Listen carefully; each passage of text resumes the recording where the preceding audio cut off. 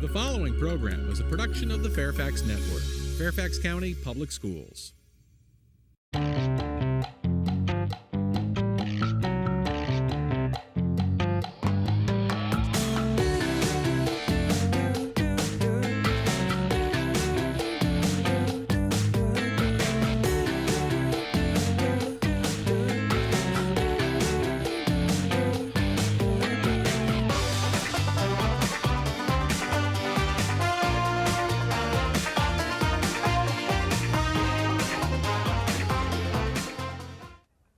Welcome to Meet the Author. I'm your host, Emily Godfrey.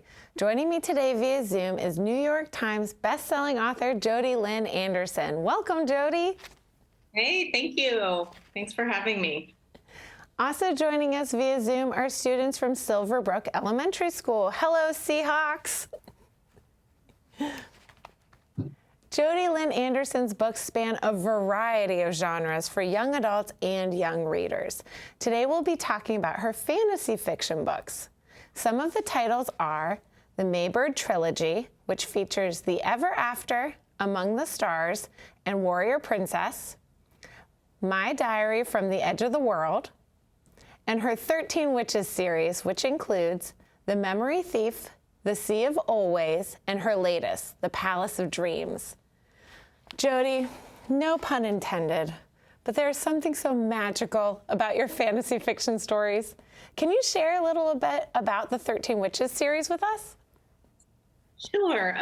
So the 13 Witches begins with a girl, Rosie Oakes, who has always kind of had a tough time at home because her mom seems very distant. Her mom doesn't really act like other moms. She doesn't act very loving.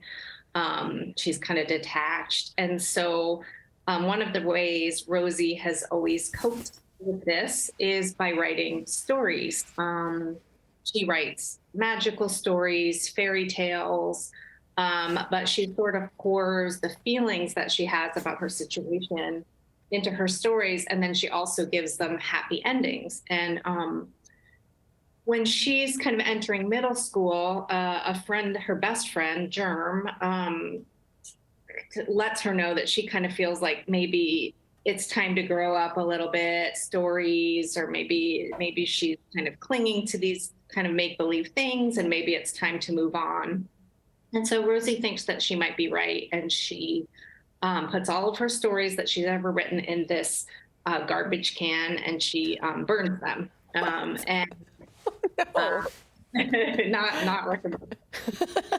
And it just so happens that when she burns her stories and sort of tries to shut down that part of herself, it just opens up a way for that part of herself to kind of come out in a different way, which is that suddenly she wakes up that night and hears ghosts in her house.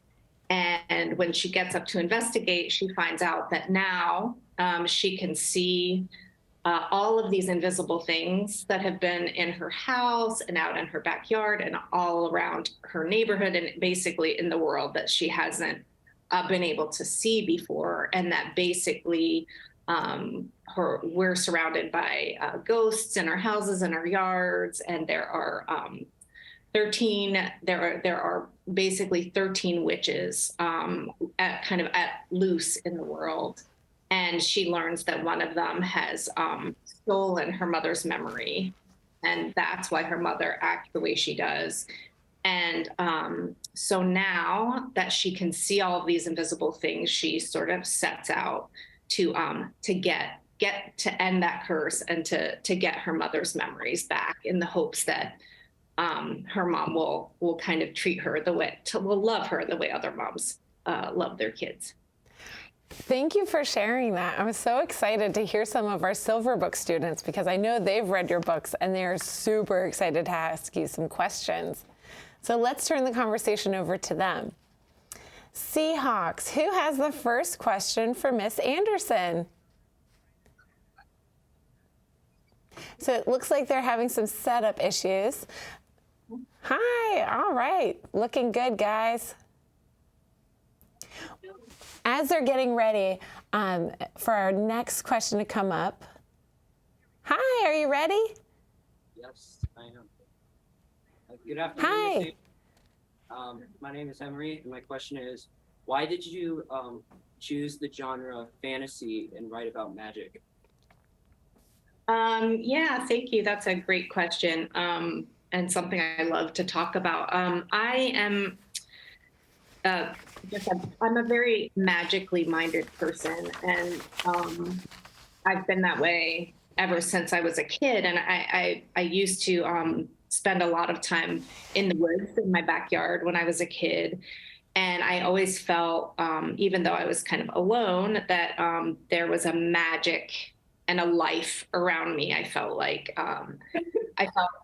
the trees were alive. I always felt like there was this unseen magic in nature, and therefore kind of the world. And so as I kind of learned to write, and as I began my writing career, I kind of wrote about other things that were more realistic, but I always found the magic was kind of sneaking into my stories. And I think that it took me kind of a long time to kind of embrace that a big part of why I write and why I personally want to write is to share this sense I have of the world around me being truly magical, of magic not just being a thing that's in stories or something that we kind of make up, but something that is in nature. A lot of my books revolve around nature. Things that we don't necessarily pay attention to or see. I think that it's a real passion of mine to share and to try to capture that there are a lot of real things that are magical. And I have this book that Emily mentioned called My Diary from the Edge of the World, and that's about a girl who grows up in this world where there's dragons, and the dragons burn down the Taco Bell, and there's mermaids. And the thing is, because she's so used to it, she takes it as very much a matter of course and like very ho-hum. And I think what I was trying to do there was to say that that's what we do. There's so much magic around us, and we kind of ignore it, or we just take it for granted. I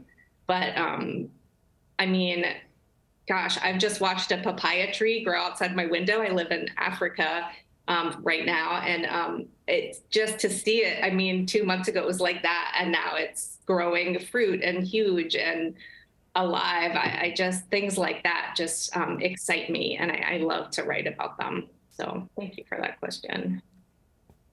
Thank you. Hi, who has the next question? Hello, Ms. Anderson. My question for you is, do any of the characters in The Memory Thief or any of your other books have your personality traits? Yes, that's a great question. Yes.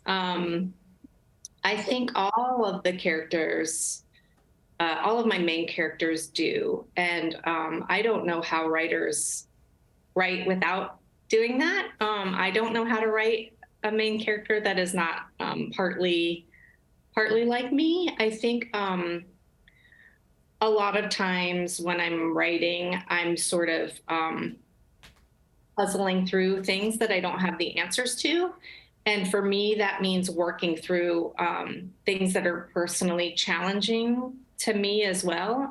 So I've always been quite shy and quite introverted, which I have certainly come to love and appreciate in myself. But at the same time, it's been often a challenge. And so a lot of my characters also kind of struggle with how to navigate connecting with other people when they feel quite comfortable kind of being in the room with a book. I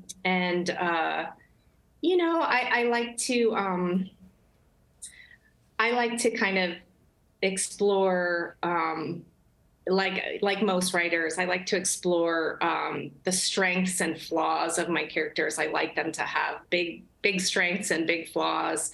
And a lot of that, a lot of those flaws and strengths end up being sort of challenged through my own personality when I'm writing.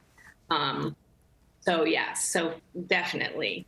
I often give my characters the best friends that I want to give myself as well, and I try to also. For me, writing is always about balancing and creating a back and forth between different forces. And so I think, if one character is shy, the other main character is going to be loud and outgoing. And I try to make a lot of that tension happen with the characters throughout the book to make it fun, basically. Well, it really comes alive in your stories, and it really does help make all of the characters feel like real people too. So that's awesome. Thank you. I hope so. I hope they feel real. They are to me. Yeah. Hi, what's your name and what's your question? My name is Rashi. In your books, why do you use the prologue to include foreshadowing, background information, and characters instead of putting that in chapter 1? Great question. Great question. Oh gosh, why do I do that? I've never had that question. I think that, gosh, I'm trying to think if I've even, maybe I put a prologue in every book, and I'm just realizing that. So I think that I think I want my books to feel like someone is entering a bit of a dream. I think that's part of the act of conveying a sense of magic that's real is that I try to sort of softly pull the reader in to a world where they don't quite know, like, am I in reality or not? Like on this page, when this is happening, is this still real or is this now magic? And I've always admired other writers who do that. And so I'm making this a long story, but the point is that I think prologues are a really soft launch of a story. There's sort of a prologue kind of helps you to tiptoe in. You're kind of dipping a toe into the water with a prologue, right? Like you're dipping a toe in, you think the water's pretty nice, so you're gonna keep going. I think for me, that's what a prologue accomplishes, and probably why I use them so much. I like that soft entrance into something dreamlike in a story. Almost like an introduction, right? Like here are the layout, the rules of what might happen in this world. Yeah. It's just all right, next question. Hi, what's your name and what's your question? I read that you've traveled all over the world. Where was your favorite place to write, and how did that place influence your writing? Oh, what a great question. Yeah, if you could briefly answer that would be so great. Yes. Yes. I grew up, my dad's job took us all over the world. And I think I lived in Costa Rica for a while. Of course, every place I've been has been a big influence, but I lived in Costa Rica for a while, and I wrote a book for teenagers called Tiger Lily, and it was kind of a retelling of Peter Pan. And for me, Costa Rica reminded me so much of Neverland, because you could go an hour and be on an alpine mountain, or you could go another hour and be at a beach, a Caribbean beach. Everything was you're in the rainforest, you're on the beach. It was such a cool place. And so everything was so close together. And so that reminded me of Neverland. And I think that's why I started to write about Neverland. But I think even in a bigger sense, I love to write about place, and how like a place is often a character in my stories, which you may notice if you read them. And so I think that comes from moving around a lot as well, and how each place seems to have a different spirit to it. Thank you. All right, who has the next question? Hi, what's your name? My name is Sloan, and my question is, why does nature play such an important role in your stories? Oh, thank you. Yeah, I think that for me, there's no, I can't separate nature and magic. To me, they're the same thing. And I grew up, like I said, walking in the woods every day. I think especially as a kid who was more shy and more introverted, I found a lot of kind of comfort, and I found I was very at ease whenever I was in nature. And I think that taking care of nature, obviously taking care of the planet, climate, all of that, I think is something that's always on my mind when I'm writing. But I don't like to write as if I have answers. I just like to write as if the things that are important to me are, I give them a lot of love in the story. And I hope that kind of carries with it a sort of subtle idea of taking care of nature. And so I think that's always, even though I do have some books that are sort of about climate and conservation and things like that, I think in a lot of my books, it's just more of a subtle, that love of nature. I just always want that to be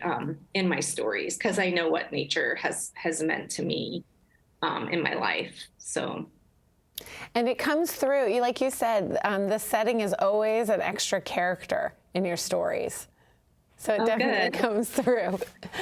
Good. You never know. I always hope that feels that way, but who knows?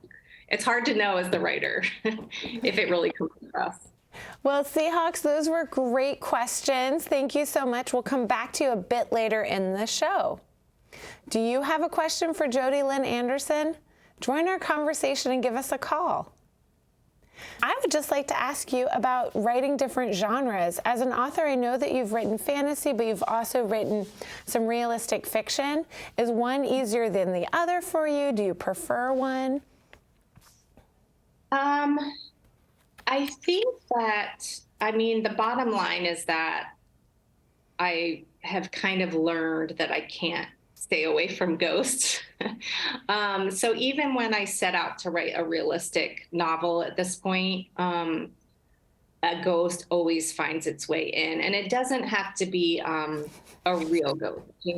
Some of my stories have lots of ghosts floating around, but some of them are, I had a book come out last year that's young adult, that's about two teenagers who just are looking to prove that ghosts are real, and they go out searching for ghosts every night.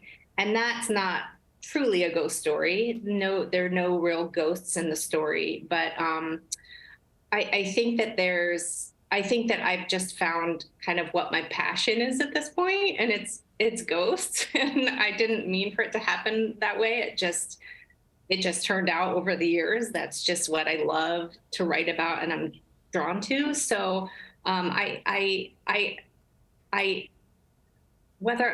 don't know if I love, I love finding that place between realistic and fantasy. I love that place where you're not quite sure. I think that's the place some of my favorite writers exist. And that's kind of where I aspire to be as a writer as well, because I love that. I love that place. Well, the coolest thing is that in the library, you can explore all of the genres. You get to see all of them. And there are so many different genres of books to explore, and they're so great. And a genre is basically, it describes what category the book is about. So let's take a look and find out a little bit more about that. Have you ever been to a restaurant buffet where you get to pick different foods to try? Well, you can think of the library as a book buffet, where you get to pick different genres of books. And there are so many to choose from. Here's just a small sampling. First up is the genre of fiction. Fictional stories are made up from the author's imagination and include characters, plot, and setting. There are different types of fictional stories, such as traditional fiction, which includes folk tales, fables, fairy tales, and tall tales. Fantasy fiction features stories with talking animals, magical powers, or impossible tasks. Mystery fiction features suspenseful stories with an event that needs to be solved. Historical fiction features stories that take place during a certain time period, usually in the past. The character and setting might be real, but the story is made up by the author. Science fiction is similar to fantasy fiction, but uses science and technology in the stories. Robots and time machines are often featured. Another type of genre is nonfiction, which is information based on facts and true accounts. Within nonfiction, there are autobiographies, which are true stories of a real person's life written by that person. Biographies are stories of a real person's life written by another person. Informational texts are nonfiction and provide facts on a variety of topics like sports, animals, science, and weather. Finally, there is the genre of poetry. Poetry is verse, often written in rhyme and has rhythm. It can evoke emotions or make you think. So the next time you visit your school library, be brave and try out a new genre of book. Why settle for a bologna sandwich when you can feast on a veritable book buffet?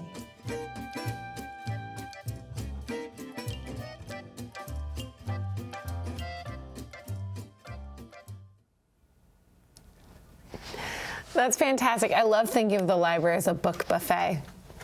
So let's go back to our Silverbrook students and take some more of their questions. Seahawks, we're ready for you. Hi, what's your name and what's your question? Oh, we can't hear you. Let's try. Maybe it's muted. Hi. Hi, Mrs. Anderson. My name is Ellison, and I wonder how do you develop the ideas for your books? Thanks, Ellison. I think usually it's a little bit like a milkshake in the sense that usually I have about 3 things swirling around in my head. And when they start to sort of like, when I know a book is going to begin is when I have 3 things that sort of are circling each other, 2 or 3 things that are circling each other. So it's usually not one idea.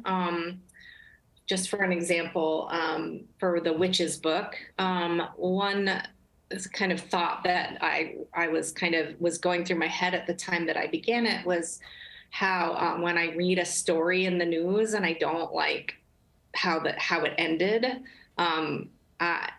it makes me sad or angry. I often just lie awake in bed and rewrite it in my head, and I rewrite it with the ending that I want for that person. And I started thinking about how there's a reason for that. I think that there's a reason that I do that. And I wanted to it kind of made me think about the power of stories and how stories can truly, push back against the things that bother us or scare us or upset us, even when the stories are just made up. And I think we all, know that to some extent. And I was also thinking about how I would just love to write about the stories that have rescued me, because I have been rescued by stories many times. And so I started to think about how I could put those 2 things together. So I started thinking about, so I want a girl who writes stories to kind of make the wrong things right in her world. And I also wanted to write about how kind of stories had saved her. And so I have her surrounded by books, and not to give too much away, but in the book, a pivotal moment is when the words of some of her favorite stories come back to her, and it really gives her strength in a moment that she needs it. And so I think that for all of my books, it's usually things like that that are sort of dancing around, and I'm thinking, oh, those really, they have to go together somehow. I feel like they have to go together. And then I start to sort of write into like this cave of where is this going? Like, how do they fit together? And it's kind of a mystery to me. And I start writing to find out. Wonderful. Well, we have some more questions from Silverbrook, so we're going to try to briefly answer them so we can get as many in as we can. So hi, what's your name and what's your question? Hello, my name is Luke Sabo, and my question is, do you ever get stuck when writing? And if so, how do you get unstuck? Yes, I get stuck all the time. And I to get unstuck, it usually means taking a break. So I love to roller skate, actually. So I go roller skating, or I go for a jog, or I go for a walk. I think sometimes just getting your mind off it is helpful. I'm sure there are a lot of fun roller skaters there at Silverbrook, too. All right, who has the next question? Hi, my name is Mia Forbes, and is there anything that you thought was really good but didn't make it into your books? All the time. There's always things that I have to cut because they don't fit, or they slow down the book, or they just weren't right for that book. And so I chop them out, and it hurts. But yeah, a lot of times I have to do that. And usually I just save them in a document and hope that one day I'll get to use them on something else. All right. Hi, what's your question? Hi, my name is Charlotte, and what message do you want readers to get from your books? I think, oh gosh, I think I think especially with these recent ones, the witches books, I think it's that our weaknesses can also be our strengths. I think that the things that sometimes make us different and make us hard on ourselves about are also the things that give us that are our gifts, and are the things that we bring to other people in a special way. So. All right. Hi, what's your name and what's your question? Hi, my name is Luel, and my question is, how do you feel about the recent controversy regarding banned books? Oh gosh, that's a good question. I think that I don't understand why anyone would want to block people from knowledge. You know, knowledge is never going to hurt us. And we can use our judgment about what we want to do with that knowledge, but knowing the diverse ways of the world is not going to hurt us. It's only going to make us stronger. So I don't understand banning books at all. Well, we have time for one more question from our students, so let's go to it. Hi, what's your question? Hi, my name is Izzy, and what advice could you give us about writing our own books? What advice can you give these wonderful, aspiring young writers? Yes, thank you. That's a great question. I think like the most important thing in my mind is that writers, one thing I learned when I was an editor is that all writers write bad first drafts. And so I think that to believe in yourself, I know that's like a very common piece of advice, but I think that don't give up just because your story is stalling, or you don't know what to do next, or you got stuck, or this character seems flat, or this character said something that sounds ridiculous. All writers that I know write really flawed first drafts, and then they write slightly better second drafts and slightly better third drafts, and they just revise. Published writers, successful writers are just people who revise. So please don't give up on your writing because it's not turning out great the first, second, or third time, because you will get there 100%. You will get there if you keep revising. Well, thank you, Silverbrook Seahawks. Those were amazing questions, and you guys were so thoughtful. Thank you so much for joining us today. Thank you all. And Jodi, thank you for chatting with us about your imaginative books. It's been a pleasure. I had a great time. Thank you all so much for the great questions. If you would like to learn more about author Jodi Lynn Anderson, visit her website. To learn more about our programs, visit the Fairfax Network. For the Fairfax Network, I'm Emily Godfrey. Keep reading, keep writing, and keep dreaming. Thanks for watching.